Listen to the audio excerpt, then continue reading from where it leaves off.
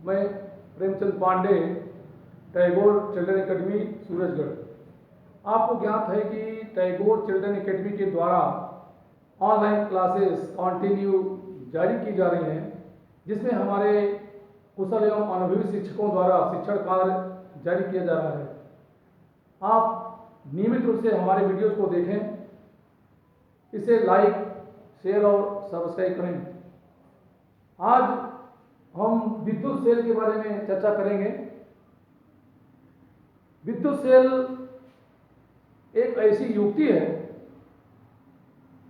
जो ऊर्जा का रूपांतरण करती है। सामान्यतः विद्युत सेल एक ऐसी युक्ति है जो रासायनिक ऊर्जा को विद्युत ऊर्जा में रूपांतरित करता है। विद्युत सेल दो प्रकार के होते हैं, एक प्राथमिक सेल, दूसरा द्वितीयक सेल।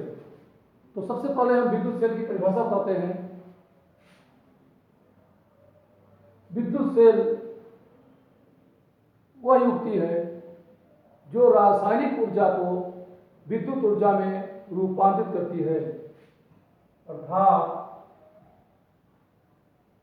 विद्युत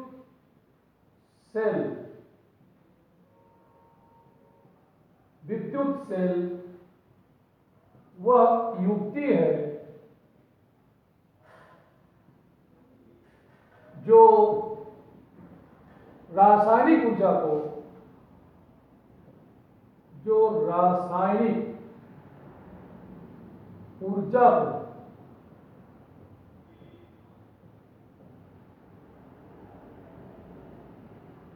विद्युत ऊर्जा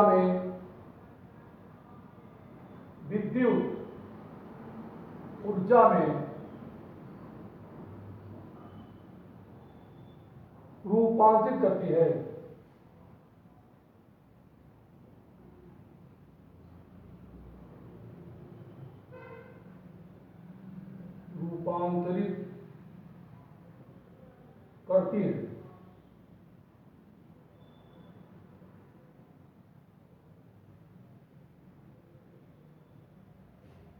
विद्युत सेल दो प्रकार के होते हैं। विद्युत सेल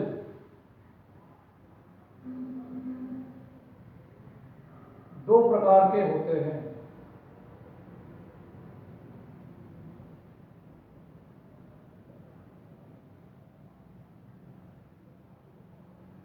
नंबर 1, प्राथमिक सेल।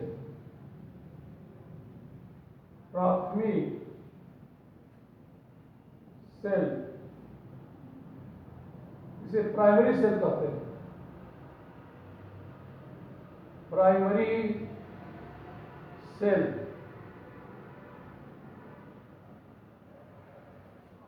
प्राथमिक सेल वे होते हैं जो रासायनिक ऊर्जा को सीधे विद्युतीय ऊर्जा में रूपांतरित करते हैं और निरावेशित होने पर दोबारा आवेशित नहीं किए जाते हैं। ऐसे सेल जो रासायनिक ऊर्जा को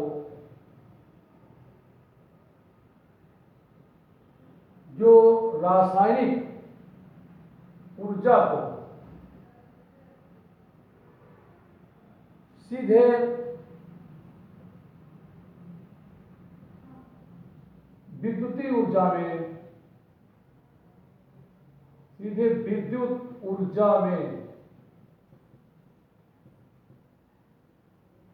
रूपांतरित करते हैं। ऐसे सेल जो रासायनिक ऊर्जा को सीधे विद्युत ऊर्जा में रूपांतरित करते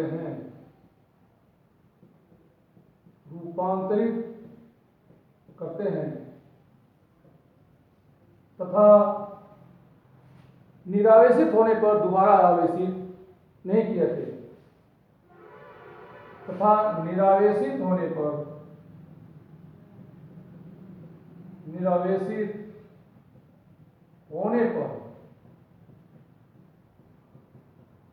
दोबारा आवेशित नहीं किए जाते।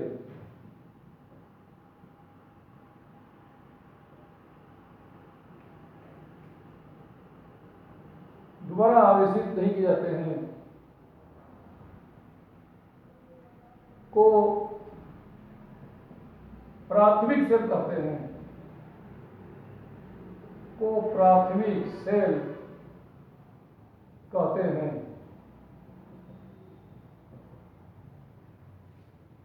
तो ऐसे सेल जो रासायनिक ऊर्जा को सीधे विद्युत ऊर्जा में रूपांतरित करते हैं तथा निरावेशित होने पर दोबारा आवेशित नहीं किए जाते हैं को प्राथमिक सेल कहते हैं। जैसे Leclanche cell, Leclanche cell, Daniell cell, Daniell cell तथा शुष्क सेल।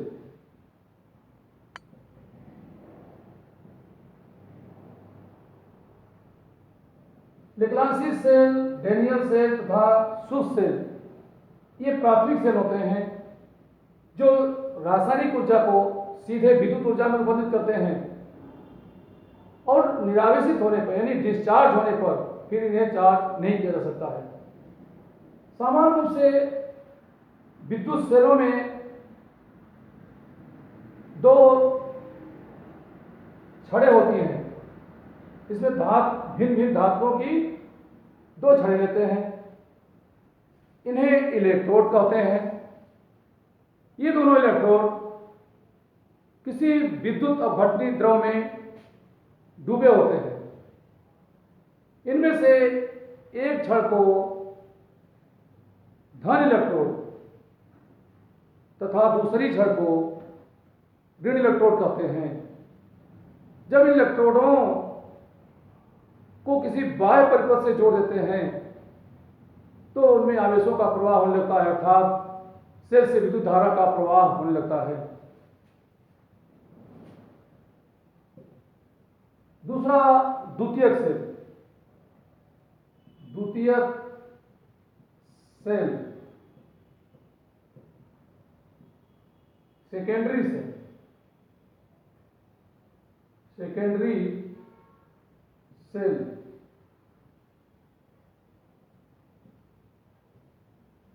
ऐसे सेल जो पहले विद्युत ऊर्जा को रासायनिक ऊर्जा में रूपांतरित करते हैं, पुनः आवश्यकता पड़ने पर रासायनिक ऊर्जा को विद्युतीय ऊर्जा में बदलते हैं, उन्हें द्वितीयक सेल कहते हैं।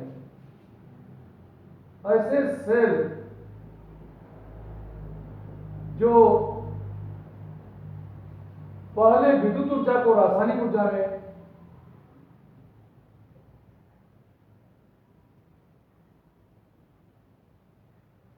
जो पहले विद्युत ऊर्जा को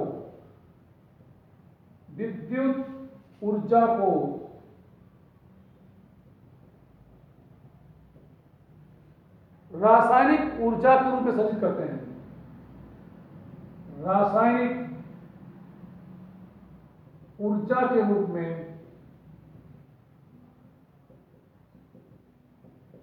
संचित करते हैं,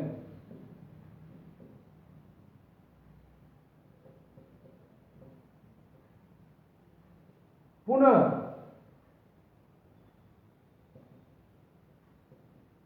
रासायनिक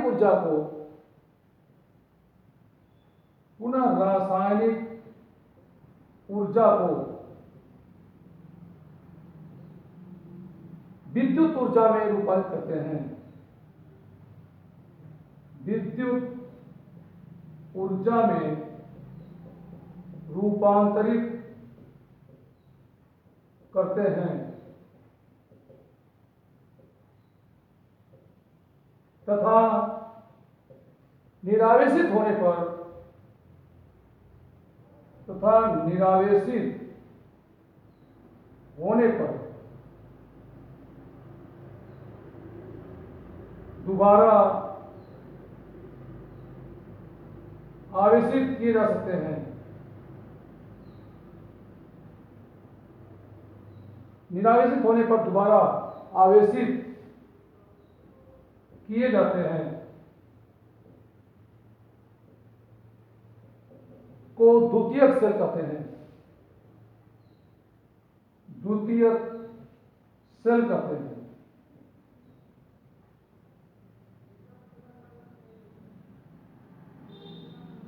जैसे सीसा संचायक सेल, सीसा संचायक सेल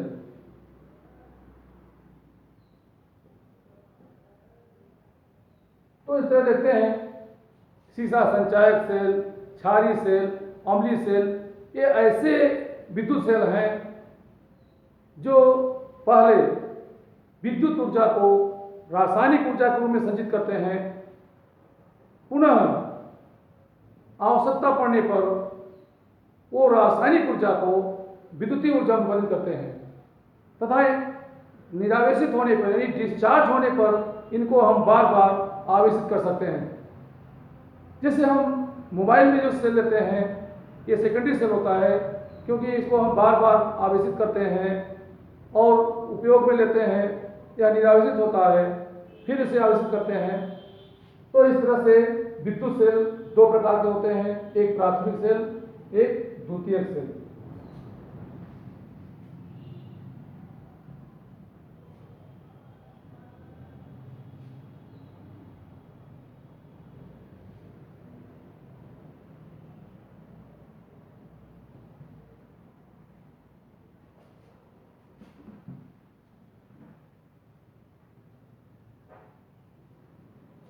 तो विद्युत सेल को हम निम्न प्रकार से दर्शाते हैं। इसमें एक बड़ी रेखा एक छोटी रेखा खींचते हैं, यानी एक बड़ी लाइन और एक छोटी लाइन। सामान्यतः जो बड़ी लाइन है इसमें इसको धन इलेक्ट्रोड के रूप में और छोटी लाइन को ऋण इलेक्ट्रोड के रूप में दर्शाते हैं। इसे सेल कहते हैं। यह विद्युत सेल का प्रतीक है।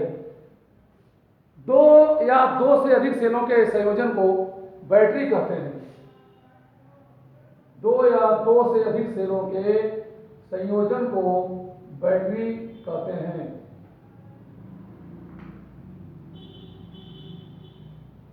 तो यह सेल का संयोजन है और यह बैटरी का संयोजन है। इसमें एक से ज्यादा सेल संयोजित है, तो दो से अधिक सेलों के संयोजन को बैटरी कहा जाता है।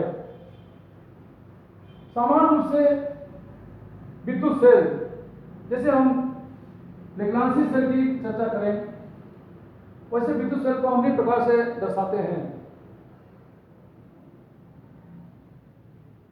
इसमें किसी बर्तन में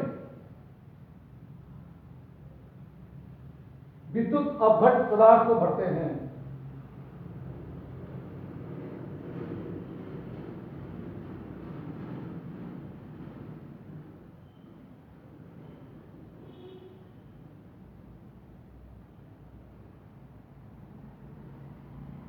दो इलेक्ट्रोड यूज करते हैं। ये दोनों इलेक्ट्रोड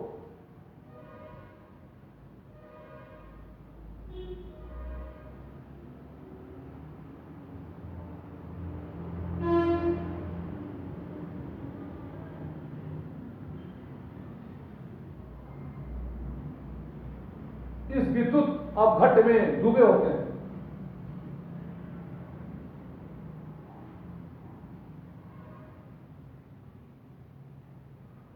इसमें धात की दो भिन्न भिन्न धात की दो छड़ें होती हैं।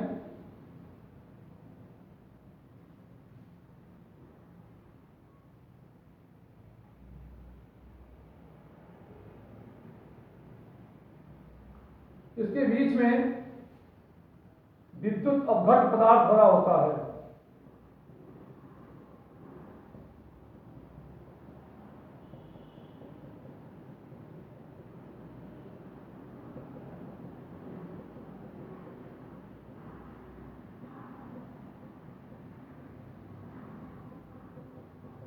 तो इसमें से एक को, दो छड़ों में से एक को धन इलेक्ट्रोड और दूसरी को ऋण इलेक्ट्रोड कहते हैं।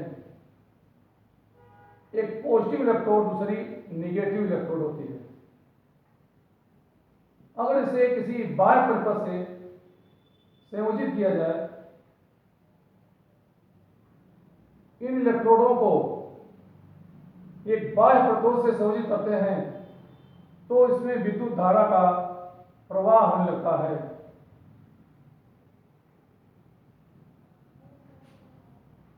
इस तरह विद्युत सेल रासायनिक ऊर्जा को विद्युतीय ऊर्जा में रूपांतरित करता है।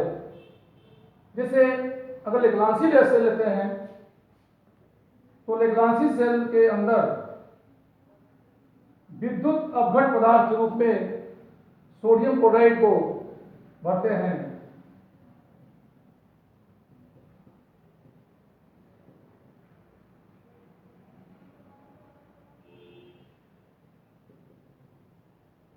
सेल के अंदर विद्युत अपघटनी द्रव भरते हैं, इसे विद्युत अपघट्ट भी कहते हैं। तो एक बर्तन में विद्युत अपघट्ट पदार्थ को भरते हैं, इसमें भिन्न धातुओं की दो छड़ डुबाते हैं। एक छड़ धन सिरे का और दूसरी छड़ ऋण सिरे का कार्य करती है। इन छड़ों को इलेक्ट्रोड कहते हैं। एक छड़ को पॉजिटिव इलेक्ट्रोड, दूसरी को निगेटिव इलेक्ट्रोड बोलते हैं। जब इन छड़ों को यानी इलेक्ट्रोडों को किसी बाह्य परतों से संयोजित कर देते हैं तो इसमें धारा का प्रवाह होने लगता है, अर्थात आवेशों का प्रवाह होने लगता है। तो विद्युत सेल आवेश को पूरे परिपथ में चक्रित कराए रखती है। बाह्य परतों से मतलब है जैसे इसमें अगर किसी एक बल्ब को संयोजित कर दिया जाए, तो एक बल्ब को संयोजित कर देते हैं तो यह बल्ब जलने लगता है, अर्थात विद्युतीय रासायनिक ऊर्जा का विद्युतीय ऊर्जा में रूपांतरित होने लगता है। यहां ये जो विद्युत बल्ब लगा हुआ है ये बाह्य परतों के स्थान पर होता है।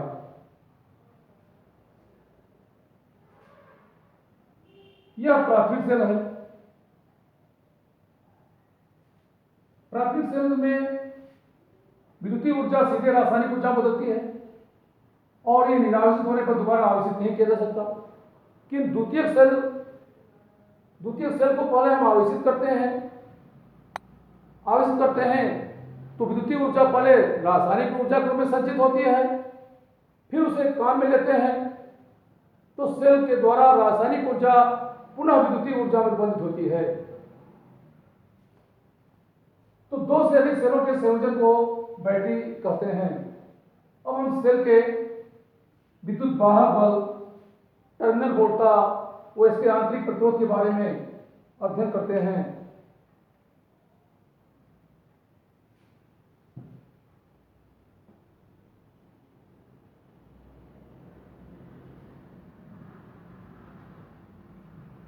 सेल का विद्युत वाहक बल।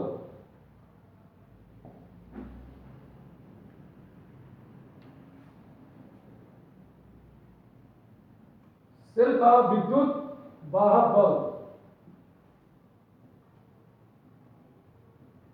सेल का विद्युत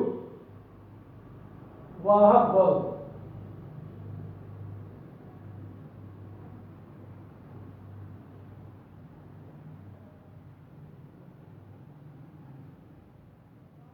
इलेक्ट्रोमोटिव फोर्स ऑफ सेल।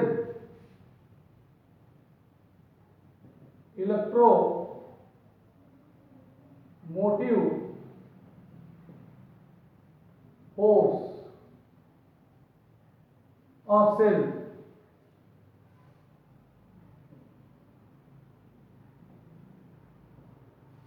का विद्युत वाहक बल, इसे शॉर्ट में EMF से लिखते हैं।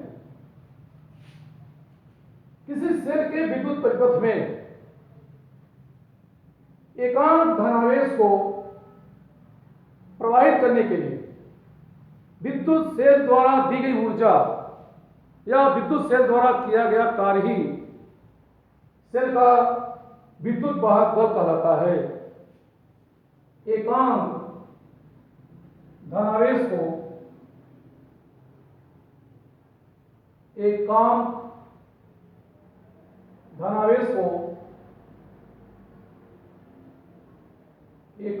धनावेश को सेल के परिपथ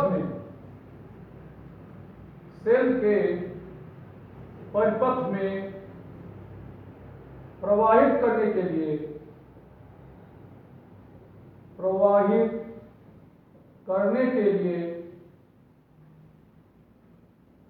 सेल द्वारा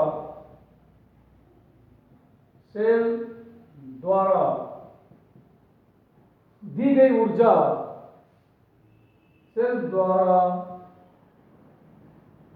गई ऊर्जा या सेल द्वारा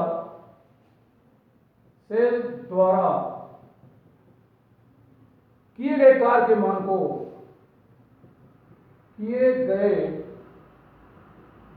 के मान को सेल का विद्युत वाहक बल कहते हैं। सेल का विद्युत वाहक बल कहते हैं। इसे कैपिटल ई से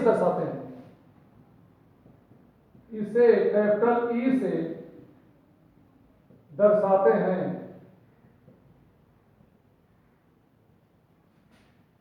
यदि सेल के पूरे परिपथ में Q आवेश को प्रवाहित करने में किया गया कुल कार्य W है। यदि Q आवेश को पूरे परिपथ में प्रवाहित करने के लिए W कार्य किया जाता है तो एकांक धनावेश को प्रवाहित करने में किए गए कार्य का मान W/Q होगा और इसे ही सेल का विद्युत वाहक बल कहते हैं। यदि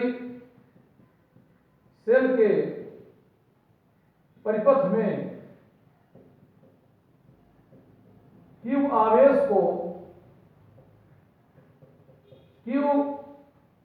को प्रवाहित करने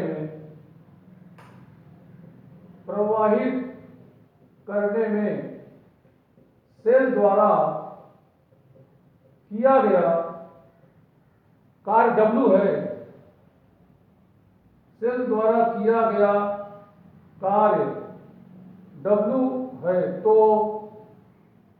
सेल का विद्युत वाहक बल, अर्थात अगर सेल के पूरे परिपथ में Q आवेश को प्रवाहित करने में सेल द्वारा किया गया कार्य W है, Q आवेश प्रवाहित करने में किया गया कार्य W है तो एकांक धनावेश प्रवाहित करने के किया गया कार्य का मान W/Q होगा और इसे ही सेल का विद्युत वाहक बल कहेंगे। इस तरह सेल का विद्युत वाहक बल, तो सेल का विद्युत वाहक बल E = W/Q होगा। तो इस तरह देखते हैं कि सेल का विद्युत वाहक बल E =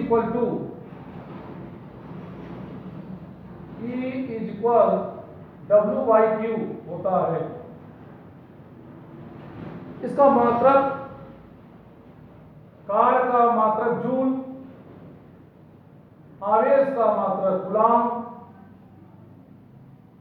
तो इस तरह इसका मात्रक जूल प्रति कूलाम या वोल्ट होता है। एक वोल्ट बराबर 1 जूल बटे 1 कूलाम। यहाँ 1 वोल्ट की परिभाषा भी ज्ञात कर सकते हैं। यदि सेल के बंद परिपथ में 1 कूलाम आवेश प्रवाहित करने के लिए सेल द्वारा किए गए कार्य का मान 1 जूल हो तो सेल का विद्युत वाहक बल 1 वोल्ट होता है। इस तरह भिन्न भिन्न सेलों के विद्युत वाहक बल भी भिन्न भिन्न होते हैं। शुष्क सेल का विद्युत वाहक बल डेनियल सेल या साधारण वोल्टेज सेल।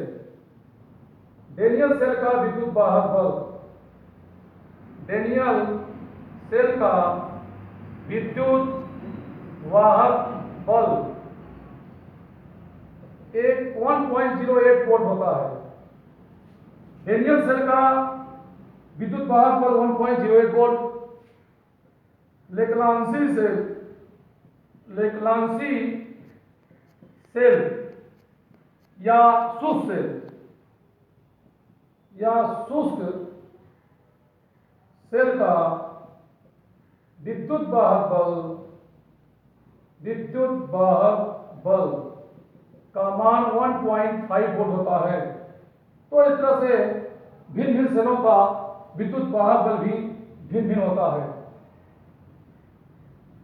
अगर इस सेल से कोई धारा न दी जा रही हो अर्थात यह सेल खुले परिपथ में हो, जब सेल खुले परिपथ में होता है अर्थात सेल से धारा न दी जा रही हो तो इसके इलेक्ट्रोडों के बीच उत्पन्न विभवांतर को सेल का विद्युत वाहक बल कहते हैं। तो इसकी एक परिभाषा और प्राप्त होती है। सेल के खुले परिपथ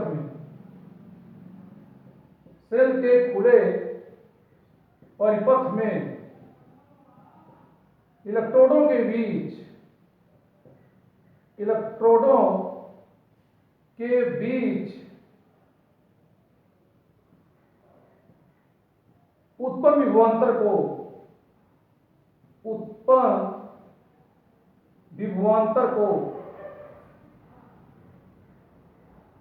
उत्पन्न विभवांतर को सेल के खुले परिपथ में इलेक्ट्रोडों के बीच उत्पन्न विभवांतर को भी सेल का विद्युत वाहक कहते हैं। सेल का विद्युत वाहक बल कहते हैं।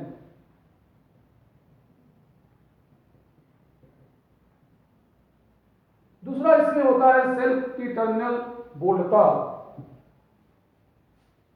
तो सेल के पूरे परिपथ में एकांक धनावेश को प्रवाहित करने के लिए सेल द्वारा किया गया कार्य अथवा सेल द्वारा दी गई ऊर्जा को सेल का विद्युत वाहक बल कहते हैं। दूसरी तरफ से हम परिभाषित कर सकते हैं, अगर सेल खुले परिपथ में हो, सेल से कोई धारा न ली जा रही हो तो इसके इलेक्ट्रोडों के बीच उत्पन्न विभवांतर को भी सेल का विद्युत वाहक बल कहते हैं। अब हम सेल की टर्मिनल बोल्टता के बारे में अध्ययन करते हैं। सेल की टर्मिनल बोल्टता, सेल की टर्मिनल बोल्टता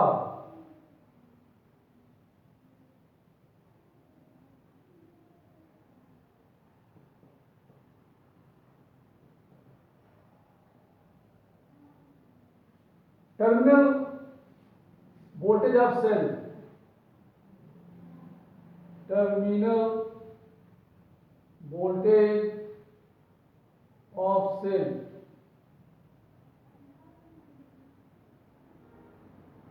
टर्मिनल वोल्टेज ऑफ सेल या टर्मिनल विभवांतर जब सेल खुले परिपथ में होता है अर्थात सेल से धारा प्रवाहित जब सेल बंद परिपथ होता है अर्थात जब सेल से धारा ली जा रही हो उस समय इसके इलेक्ट्रोडों के बीच उत्पन्न विभवांतर को सेल की टर्मिनल बोल्टता कहते हैं। सेल के बंद परिपथ में बंद परिपथ में इलेक्ट्रोडों के बीच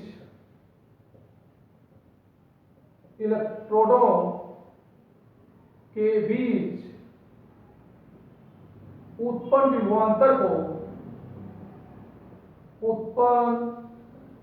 विभवांतर को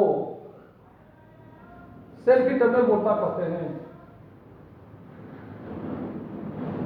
सेल की टर्मिनल बोलता कहते हैं।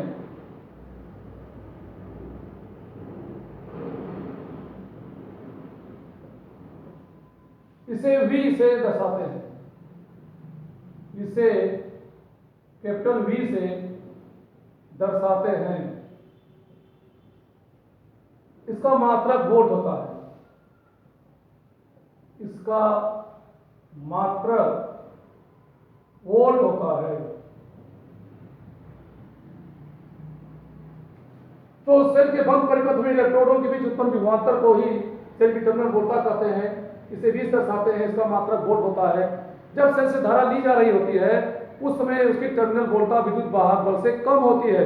लेकिन जब सेल आवेशित अवस्था में होता है तो सेल के आवेशित अवस्था में अर्थात जब सेल को आवेशित किया जाता है तो सेल के आवेशन के समय उसकी टर्मिनल वोल्टता विद्युत वाहक बल से ज्यादा होती है। लेकिन सेल के निरावेशन के समय अर्थात जब सेल से धारा प्रवाहित हो रही होती है, सेल से धारा ली जा रही हो, तब टर्मिनल वोल्टता का मान विद्युत वाहक बल से कम होता है। अब हम सेल के आंतरिक प्रतिरोध के बारे में अध्ययन करेंगे।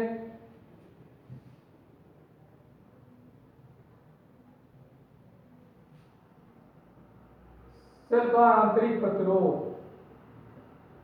सेल का आंतरिक प्रतिरोध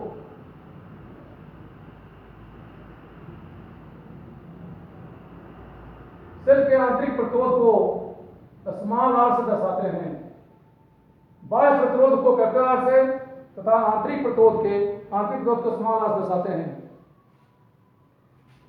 इस सेल के अंदर जब आवेशों का प्रवाह होता है, इसमें धारा प्रवाहित होती है, तो इसके अंदर उपस्थित विद्युत अपघट्ट पदार्थ द्वारा धारा के प्रवाह में उत्पन्न अवरोध को ही सेल का आंतरिक प्रतिरोध कहते हैं। किसी सेल के अंदर उपस्थित विद्युत अपघट्ट पदार्थ द्वारा धारा के प्रवाह में उत्पन्न अवरोध को ही सेल का आंतरिक प्रतिरोध कहते हैं। किसी सेल के अंदर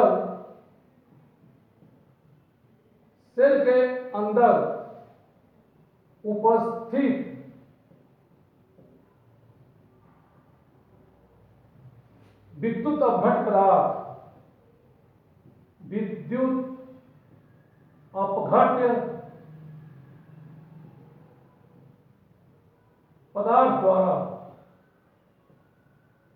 विद्युत अपघट्ट पदार्थ द्वारा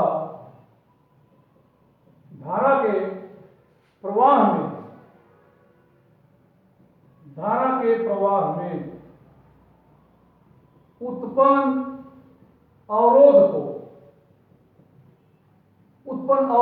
उत्पन्न रुकावट या उत्पन्न बाधा को सेल का आंतरिक प्रतिरोध कहते हैं। सेल का आंतरिक प्रतिरोध कहते हैं। इसे स्मॉल r से दर्शाते हैं। स्मॉल r से दर्शाते हैं। इसका मात्रक ओम होता है। इसका मात्रक ओम होता है। तो इस तरह बाह्य प्रतिरोध हो चाहे आंतरिक प्रतिरोध हो, इसका मात्रक ओम होता है। सेल की बाह्य परिपथ में अर्थात बाह्य परिपथ में उत्पन्न प्रतिरोध बाह्य प्रतिरोध कहलाता है। इसे कैपिटल R से प्रदर्शित करते हैं। और सेल के अंदर धारा के प्रवाह में उत्पन्न प्रतिरोध को सेल का आंतरिक प्रतिरोध कहते हैं। सामान्य रूप से सेल के आंतरिक प्रतिरोध को हम स्मॉल r से दर्शाते हैं। तथा बाह्य प्रतिरोध को कैपिटल आर से प्रदर्शित करते हैं।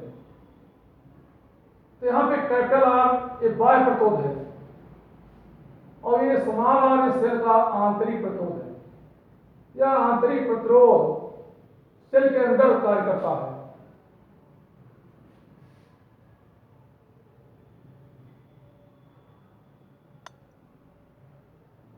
तो इस तरह से सेल का आंतरिक प्रतिरोध निम्न कारकों पर निर्भर करता है। CID/8 किसी सेल का आंतरिक प्रतिरोध किन किन कारकों पर निर्भर करता है, यह प्रश्न पूछा भी जाता है, कंपटीशन में पूछे जाते हैं। यहां C से तात्पर्य है सेल का कंसंट्रेशन यानी सांद्रता, I से तात्पर्य है करंट धारा, D से तात्पर्य है डिस्प्लेसमेंट यानी दोनों इलेक्ट्रॉन के बीच की दूरी, इनके बीच लंबाई। ए है इन प्लेटों का क्षेत्रफल यानी इन प्लेटों की जो एरिया होती है इस एरिया पर भी निर्भर करता है। इसके अंदर डूबे हुए प्लेट की एरिया की टेम्परेचर।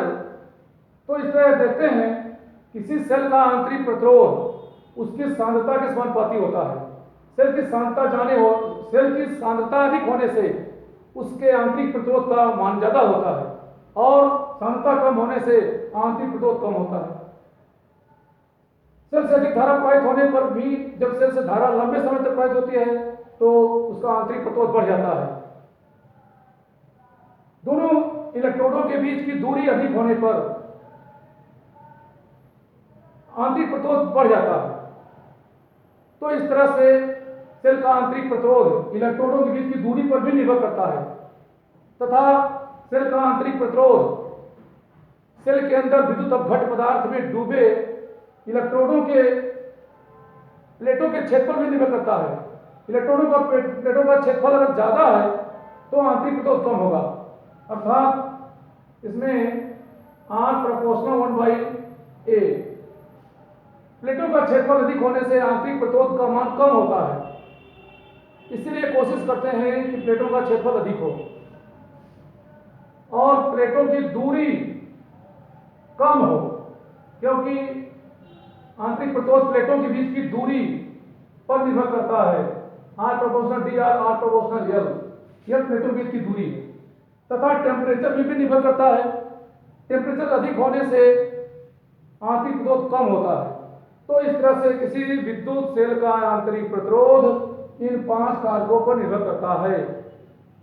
किसी विद्युत सेल का आंतरिक प्रतिरोध सेल की सांद्रता पर, प्रवाहित धारा के मान पर, सेल के अंदर इलेक्ट्रोडों के बीच की दूरी पर और इलेक्ट्रोडों के क्षेत्रफल पर तथा ताप पर निर्भर करता है। तो सांद्रता और ताप पे निर्भर करता है। ताप बढ़ने से आंतरिक प्रतिरोध कम होता है। तो इस तरह से विद्युत सेल के बारे में इसमें हम अध्ययन किए। सेल का विद्युत सेल क्या है, विद्युत सेल कितने प्रकार होते हैं, सेल की विद्युत वाहक बल, सेल का विद्युत वाहक बल इसी टर्मिनल बोलता हो, आंतरिक तो क्या होता है। अब हम नेक्स्ट वीडियोज में आपको सेल की टर्मिनल बोलता, विद्युत वाहक बल और आंतरिक प्रतिरोध के बीच संबंध बताएंगे। Thank you.